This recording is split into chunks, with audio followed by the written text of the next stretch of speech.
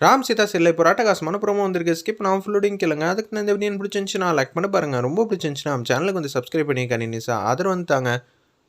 Nancy வந்து யோசிச்சுட்டு இருக்காங்க. எப்படி இருந்தாலும் நம்ம ராம் மனசை வந்து மாற்றுறது ரொம்பவே கஷ்டம். ராம் வந்து தெளிவாக முடிவு பண்ணிட்டான், சீதாவை காப்பாற்றணும், சீதா மேலே தப்பு இல்லைன்னு. ஏகப்பட்ட வாட்டி வந்து நம்ம சீதாக்கும் மகாவுக்கும் சண்டை சச்சனும் வந்திருக்கு. அப்படி இருக்க சூழ்நிலை இந்த வாட்டியெல்லாம் இது மாதிரிலாம் விடவே முடியாது. வேறு ஏதாவது தான் பண்ணி ஆகணுங்கிற மாதிரி நான்சி வந்து கேவலமாக யோசிச்சுட்டு இருக்காங்க. சீதா யதார்த்தமாக வந்து கீழே வராங்க. ஒரு பக்கம் நான்சி வந்து சேஷாத்ரி வழக்கறிஞருக்கு வந்து கால் பண்ணி வர சொல்கிறாங்க. அந்த இடத்துல வீட்டு வாசல் வந்து பேசுகிறாங்க. பால்களிலேருந்து கேட்குறாங்க, இவங்க 2 பேரும் என்ன இங்கே பேசிகிட்டு இருக்காங்க? இவங்க பேசினா நிச்சயம் வந்து நமக்கு எதிராக தான் அகேன்ஸ்டாக வந்து இருக்கோம். நம்ம கிட்டக்க போய் நின்று கேட்டால் எல்லாமே பிரச்சனையெல்லாம் தெளிவாக வந்து வெளியில் வருங்கிற மாதிரி தான் அந்த இடத்துல அதிரடியாக வந்து யோசிக்கிறாங்க. நம்ம சீதா கிட்டக்க வராங்க. சேஷாத்ரி, நான் உங்களை எதுக்கு தெரியுமா வர சொல்லியிருக்கேன்? சொல்லுங்கள் மேடம், எதுவாக இருந்தாலும் சிறப்பாக செஞ்சிடலாம். எனக்குள்ளே ஒரு நெருப்பு வந்து எரிஞ்சிகிட்டு இருக்கு. அது ரொம்ப ஆறாமல் இருக்குது. கோர்ட்லேயே என்ன அவமரியாதை படுத்திட்டா.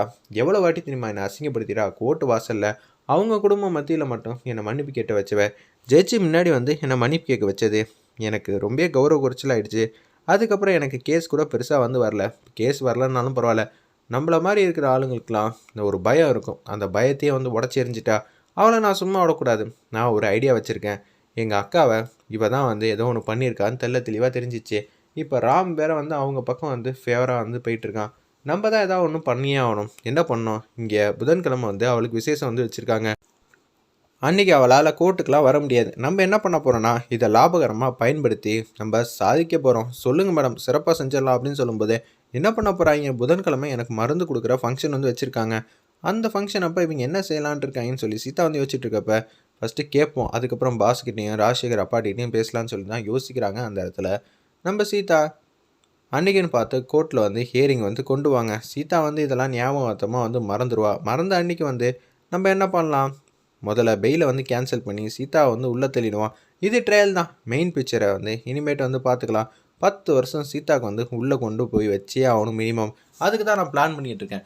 சூப்பர் மேடம், நான் ஒரு நாள் பட்ட அவமானத்துக்கு சீதாவுக்கு 10 வருஷம் ரொம்ப சூப்பர் தான். சிறப்பாக வந்து செஞ்சிடலாம் தான் அந்த இடத்துல வந்து கேவலமாக வந்து யோசிக்கிறாங்க. அந்த இடத்துல நம்ம சேஷாத்திரியும் ஒரு பக்கம் நான்சி இதை கேட்டோன்னு வந்து பெருமூச்சு விட்றாங்க. அப்போனா மகாவை வந்து யார் அமுச்சு விட்டாங்கன்னு இவங்க வந்து கண்டுபிடிக்கிறதுக்கு வாய்ப்பு இல்லை.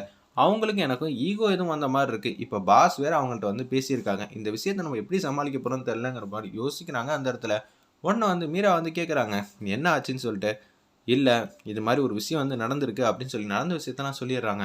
ராம் இப்போ எப்படி முன்னாடி மாதிரி இருக்கானா, இல்லை இப்போ கொஞ்சம் மாறி இருக்கானா? நல்லாவே மாறிட்டாப்ல. நான்சிக்கிட்ட எனக்காக வந்து பேசினாங்க. அந்த கைரேகை கூட என்கிட்ட இல்லைன்னு சொல்லியிருக்காங்க. இதை நம்ம தனிப்பட்ட முறையில் வந்து செய்ய முடியாது. நம்ம எல்லாரும் வந்து கூட்டணி போட்டு தான் இந்த விஷயத்தை வந்து கண்டுபிடிக்கணும் அப்படின்னு சொல்லிட்டு எல்லார்கிட்டையும் வந்து மீரா வந்து பேச்ச ஆரம்பிக்கிறாங்க. ஃபஸ்ட்டு அவங்க ஹஸ்பண்ட்கிட்ட, நீங்கள் உடனே வாங்க, சீதாவுக்கு மிகப்பெரிய பிரச்சனை இருக்குது. நம்ம நான்சியும் அந்த வழக்கறிஞர் சேஷாத்திரியும் கை கோத்து சீதாக்கு அகேன்ஸ்டாக வந்து முடிவெடுக்க போகிறாங்களான்னு சொல்லி புதன்கிழமை மருந்து கொடுக்குற ஃபங்க்ஷன் அன்றைக்கி இது மாதிரி பிரச்சனைலாம் பண்ண போகிறாங்கன்னு சொன்னோன்னே இதை ராஜசேகர்கிட்டையும் ராம்கிட்டையும் முதல்ல சொல்லணும்.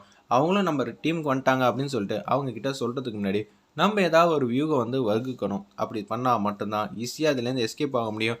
நம்ம இது மாதிரி திட்டம் போடுறது எதுவும் அவங்களுக்கு தெரியக்கூடாது. அவங்களுக்கு தெரியாமல் முதல்ல எல்லாரும் அந்த வீட்டை விட்டு வெளியில் கொஞ்சம் கொஞ்சமாக தனித்தனியாக வந்தால் மட்டும்தான் நம்ம திட்டம் போட்டு பிளானை வந்து எக்ஸிக்யூட் பண்ண முடியுங்கிற மாதிரி யோசிக்கிறாங்க. அந்த இடத்துல நம்ம சத்யா சரி அதே மாதிரி பண்ணிடலாம் அப்படின்னு சொல்லும்போது, தர வரீங்களா, நம்மலாம் கோயிலுக்கு போயிட்டு வந்துடலாம் அப்படின்னு சொல்லி மீரா வந்து கேட்குறாங்க. கோயிலுக்கா அப்படின்னு சொல்கிறாங்க. அங்கிள், ஒரு முக்கியமான விஷயந்தான். இதை வந்து நான்சி வந்து எப்படி இருந்தாலும் வந்து கேட்டுருவாங்க. என்னது முக்கியமான விஷயமா?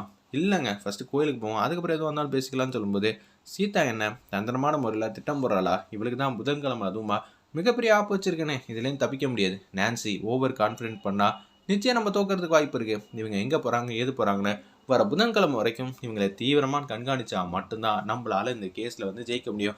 தெரிஞ்சோ தெரியாமலோ சேஷாத்ரி மிகப்பெரிய வழக்கறிஞர் தான். அவங்களே கோர்ட்லேயே மன்னிப்பு கேட்க வச்சிருக்கா நம்ம சீதா. அப்படி இருக்க சூழ்நிலை இந்த விஷயத்தில் வந்து நம்ம அசால்ட்டாக இருந்துட்டோம், அப்புறம் நம்மளும் தோற்று போய் பயப்படுற மாதிரி ஆகிடும். இந்த விஷயம் வந்து நடக்கவே கூடாது, நம்ம தான் ஜெயிக்கணுங்கிற மாதிரி அதிரடியாக வந்து யோசிக்கிறாங்க. அந்த இடத்துல நம்ம நான்சி எப்படி இருந்தாலும் நான்சி திட்டத்தை வந்து தவிடுபடியாக்க போகிறாங்க. சத்யன் இருக்காங்க, துரை இருக்காங்க, ராஜசேகர், ராம் வேற இந்த பக்கம் வந்தாச்சு. அப்படி இருக்கும்போது இவங்க எல்லாரும் சேர்ந்து எப்படி தவிடுபடியாக ஆக்க போகிறாங்க? ஃபங்க்ஷனும் முக்கியம், அதே மாதிரி தான் இந்த வாட்டி சீதா வந்து ஆபத்துலேருந்து தப்பிக்கணுங்கிற மாதிரி தான் பேச்சை வந்து ஆரம்பிப்பாங்க. வெயிட் பண்ணி பார்ப்போம்.